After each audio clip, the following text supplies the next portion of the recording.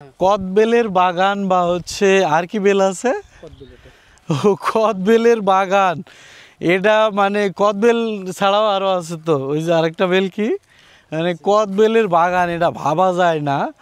আমরা আছি নওগাঁ জেলার পুরশা উপজেলায়, এখানে বেলের বাগান তৈরি হয়েছে। দেখুন এগুলোর প্রত্যেকটাই হচ্ছে কিন্তু বেল গাছ। আপনারা জানেন যে বেল অনেক বড় হইলে বেল ধরে, আসলে এত ছোটো গাছে সম্ভবত বেল হবে কি না আমি জানি না।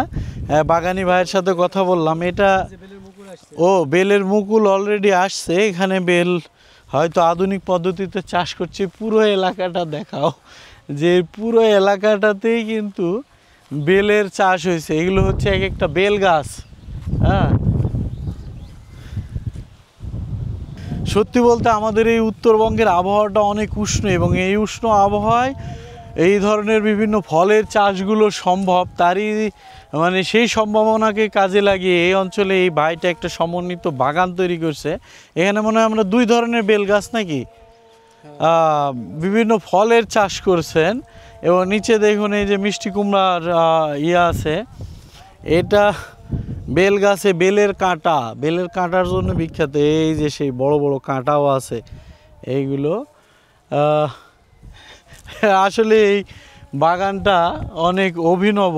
এই জায়গাটা ভাবুন যে এই বলদাহার গ্রামটা, এই পুরো গ্রামটা যদি একটা সময় মানে এই বেল গাছগুলো বড় হয়ে যায়, তাহলে এই জায়গাটা পুরো সারাউন্ডিংটা দেখতে মানে আসলে কত সুন্দর হবে। এখনই খুবই এক্সক্লুসিভ লাগতেছিল।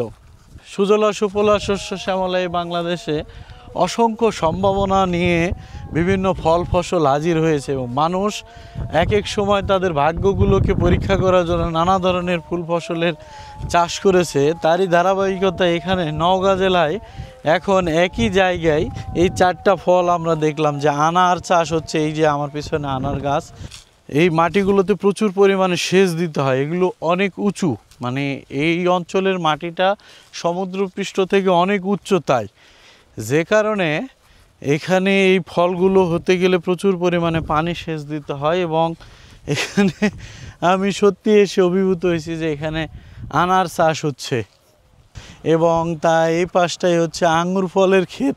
মানে বাংলাদেশে আর কোথাও আঙ্গুর ফল চাষ হয় কি না বা এরকমভাবে শুরু হয়েছে কিনা, এখানে ইতোমধ্যে কিন্তু গাছগুলো সারভাইভ করতেছে এবং কুড়ি পর্যন্ত চলে আসছে। আশা করছি ইনশাল্লাহ ফলও হবে। এবং তার পাশেই আবার কিন্তু বেলের বাগান, আমার পিছনটাই যেমন দেখলেন যে হচ্ছে এখানে বেলেরও বাগান তৈরি হয়েছে। তারপর এই পাশে হলো ড্রাগনের চাষ হয়েছে।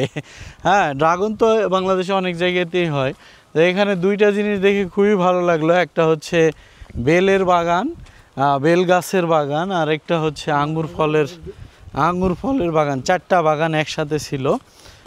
সবাইকে ভিডিওটি দেখার জন্য, আমার সাথে থাকার জন্য সবাইকে ধন্যবাদ।